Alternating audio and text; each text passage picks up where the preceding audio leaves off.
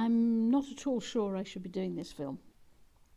I decided that because this Sunday it's International Daughters' Day, I would ask my daughters to give me feedback on what I'd done well or what I could have done significantly better as a mother of daughters over the last years. And anyhow, here is the feedback, which has not been that easy to hear, on the good and the bad. I hope it's helpful. Definitely, I never did baby talk. I've always treated everybody as equals, even if they were 6 months old. I've never patronised any of my daughters at any point. And I think that's quite important. Never for a single moment, according to them, but also according to me, during their entire childhood, and they're now in their 20s and 30s, did I for a nanosecond allow them to think or be told that they were anything other than equal to men. As children, if they met somebody, and I tried to get them to meet as many people as they possibly could, lots of interesting people, I would absolutely insist that they had to, when they met them, look them in the eye. And if they didn't, I used to send them to bed. So instilled deep in them is a very strong sense that they are equal. And that matters a lot to me. Second thing is that I think I was always there. And they always knew that. They always knew that I was always there, that there was nothing too big or too small that I wouldn't do for them, whether I agreed with it or not. And that instilled a deep sense of confidence in them that's very, very important. Having said that, from their feedback, it's absolutely clear that it was pretty well me who decided what were the important things to be there for, and that they recall many an extra parents meeting or a sports day that they would have significantly preferred if I had actually been there.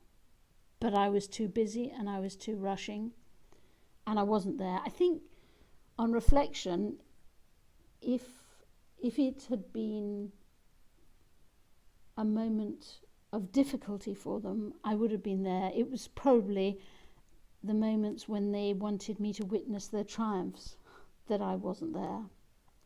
And so I was always there, but not always there. Third is that I think, and I know that I instilled in them a great confidence that they could achieve anything they set out to achieve. That and that's important. That they could achieve anything they set out to achieve, but also they could question anything. They have definitely acquired my attitude to rules and procedures, which is that rules and procedures are guidelines and suggestions, and they're not always right. And they should and can be questioned. And I think I instilled that definitely in my daughters. I think it's pretty clear that there were times when I didn't give my daughters or my daughter-in-law enough space. Of course, if you ask me, I think I did. What I mean by space is space to make their own mistakes, and make their own bad decisions. I mean, in my view, if I'm asked for my view, I will always give it, but not require people to follow it. As long as they listen to my view, and take it into account. It's then up to them what they decide to do. I think probably I underestimate that the forcefulness of my views can sometimes limit their space. And I think I could have been better at that in quite a big way. I think also, as they say, they wish that I had given them more space to also, on occasions, not be fighting the world or trying to change it. That there are moments when you can have downtime of not fighting the world or wanting to change it, and that I don't give them enough space for that, and that they need it on occasions. I think that the last thought that sort of brings it all together is, having read their feedback, is a very strong sense that I definitely led by example. I have a very strong work ethic. I have a very strong determination.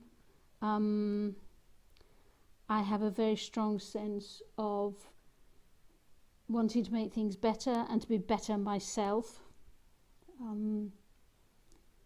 All of my daughters have memories of walks after they've got a bad report where I was trying to motivate them but also tell them true, and push them to be better and better and better.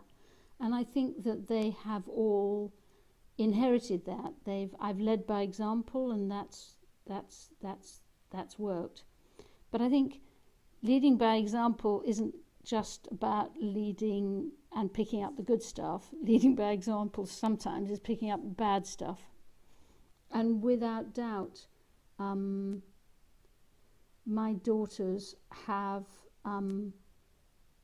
acquired, to a greater or lesser extent, my dismissal of anything physical, my disinterest in eating the right food, taking the right exercise. I was so often either totally fat or totally thin. Well, never quite totally thin, but quite often on a crash diet.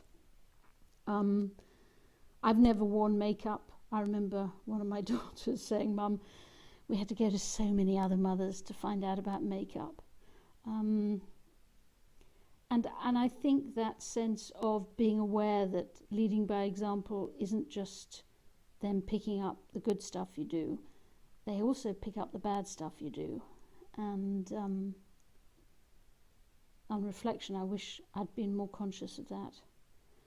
But sum total is I have 3 daughters and 1 daughter-in-law whom I love dearly, am deeply proud of, and who are strong and extraordinary women. And that matters a lot.